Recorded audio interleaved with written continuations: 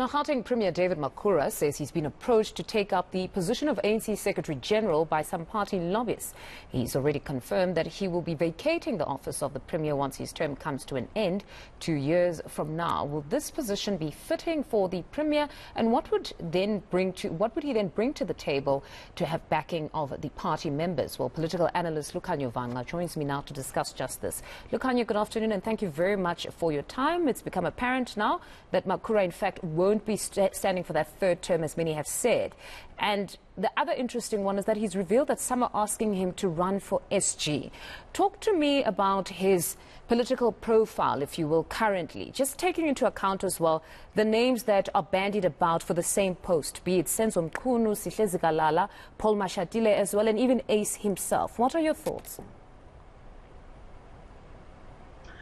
Well, good afternoon, Bundo. I think to put it in a political context, it is ANC tradition for those who are at provincial level, who are on their second term of being premier, those are the provincial chairpersons, they usually create for themselves a safe landing in that on their second term, they start to then look at a national level as sort of their next step, because they are now on their last and final term as premier, as allowed by the Constitution. Now, we've seen this happen within the ANC. It happened with Ace Magashule when we were in Nasrec. He was in his second term as premier and therefore jumped to national level before the expiry of that term.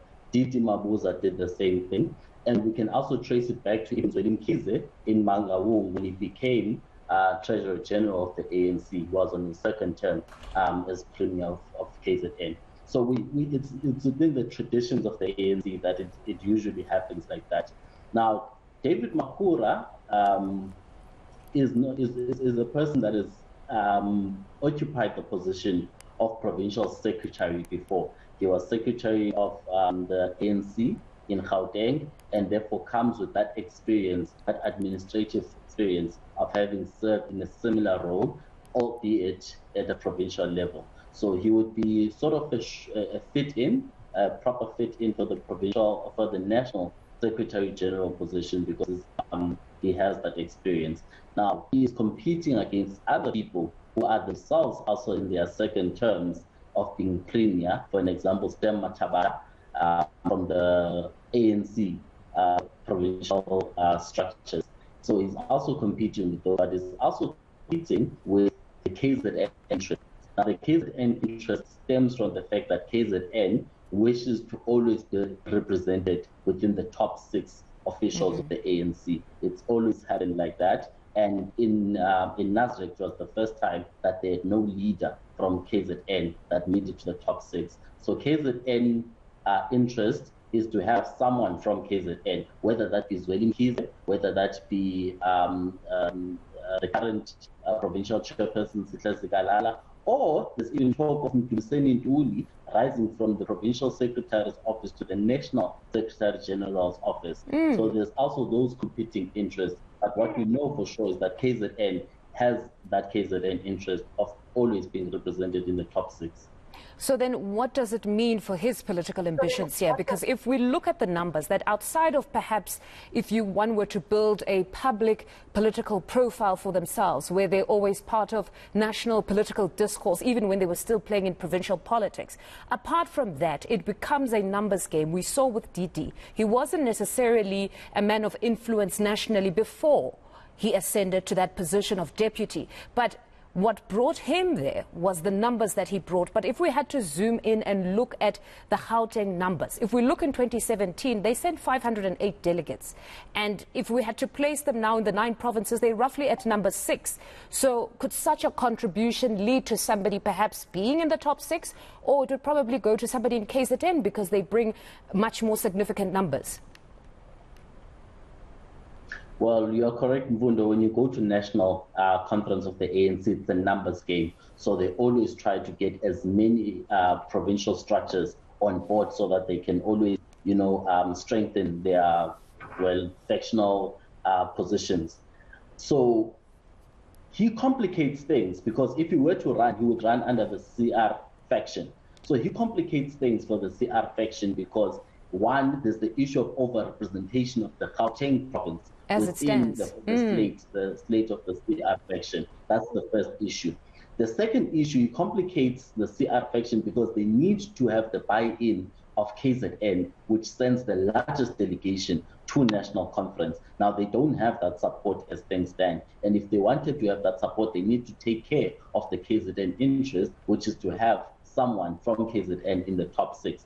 Now, if they wanted to get any support from that, they would go for Senzo Mchunu, because he also brought them, one region going to Nasrec. If they wanted to have even stronger support, they would look at the issue of Mdumiseni Ntuli, forming part of their faction. So the factor of David Makhura, it complicates the CR faction because, one, that issue of overrepresentation, but secondly, they don't really get enough numbers from Gauteng because they already have leaders that Which is then that political conundrum. They already have the support of that problem. Which then is that political conundrum that, as it stands now, if we look, we've got they've got Paul Mashatile there.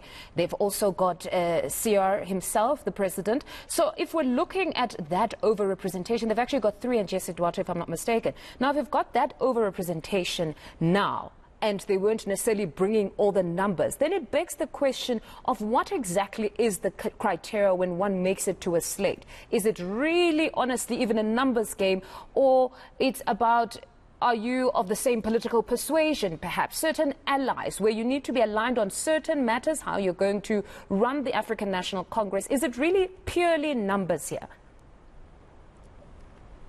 It becomes a purely numbers game, Vundo, and I'll say this because we very much know that Didi Mabuza and Cyril Ramaphosa do not represent the same political and ideological outlooks. They have no concurrence of ideologies or interests for the future of this country. However, they are able to work together because they need each other in this numbers games of, going to national conference and remaining in leadership.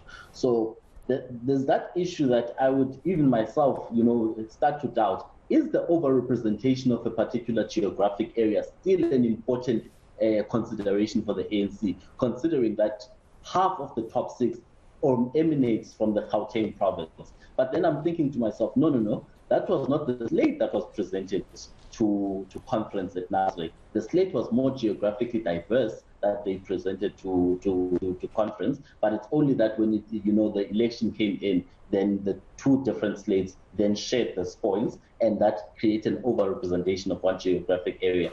But I still think that the issue of geographic representation remains an important principle of the ANC when it goes into these national conferences. That's why a person like Stan Mabata and a person like Mdumiseni Ntuli, for me, stand a better chance of making it into the faction the position than someone such as David Makhura, because again, Gauteng is already overrepresented, and the numbers that Gauteng brings are insufficient to be able to make up for what they would get from the other provinces and the support of the other provinces if they included those people under their factions. Unfortunately, we've run out of time, but I just want to pose this question to you. I listened to former President Thabo Mbeki yesterday, powerful address. Among others, he spoke on succession and warned against this preoccupation with succession and leadership. He said it's a trap. It's divisive. You have all these factions. It most definitely is a trap, but I couldn't help but wonder if the comrades didn't perhaps switch off at that moment, because many of them are ambitious, and perhaps even after that address they went on to discuss that perhaps he was speaking from a place of political privilege, because his ascension came at a time when there still existed a level of order and regard for elders' instruction, perhaps when you speak of secession. His was more of a managed process. It was probably only messy with that attempt of a 3rd term where we started to see a lot of lobbying and campaigning. Could some people within the ANC not say, you know what, we also want to secure our own legacies. We're going to lobby hard for ourselves. We want those positions because the political climate has changed. What did you make of that, just that warning from him? Fundo, the ANC might be existing in the year 2022, but there are certain things that happen, and when they are done, they offend the sensibilities of the ANC traditionalists, or the people that believe in what the traditions of the ANC. For an example, when you look at David Makhura and you read the story in the Sunday Times and how he makes himself available, he's still remaining within the traditions of the ANC, that you don't avail yourself, you don't lobby for positions. However, you do intimate this sort of interest in running for a particular position. However, you don't go and do things that are un-ANC. For an example, what Sten Mathabata did when he used the January 8th podium of the ANC in Limpopo to call for a second term for Cyril Ramaphosa. Those are un-ANC traditions, and those ones will be rebuked by a lot more people than just Thabo Mbeki, as he did yesterday. There will be more people, I believe, that will come and rebuke that sort of culture. So the ANC might exist in a modern society and is no longer a liberation movement. However, there are traditions that are held dearly. But are they not doing that in conversations? Maybe not publicly, but do you think they're not lobbying for their preferred candidates or even themselves as those that are standing? Do you think it's not happening, though, behind closed doors? Because that's still somewhat causing the divisions, where you're having people having the coffees or discussing that we're going to be on this slate and that slate, because that led to the significant breakaway where we saw COPE. In such an instance, that if you're discouraging this, it's somehow still happening within the ANC. It becomes, yes, a statement that refrain from doing this, they won't do it publicly, but will they stop in private sessions?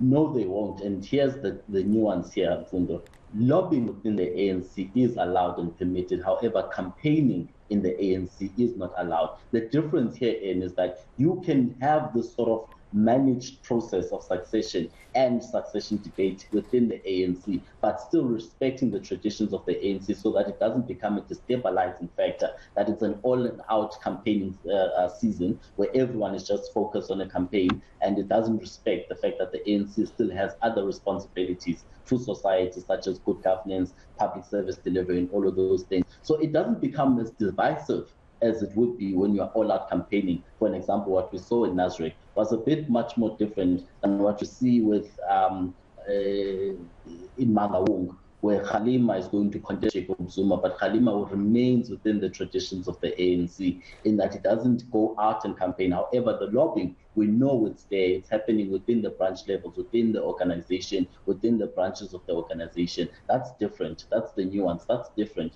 from the campaigning. So lobbying is allowed. We must accept that, and it will happen because it's healthy within the democratic traditions of the ANC.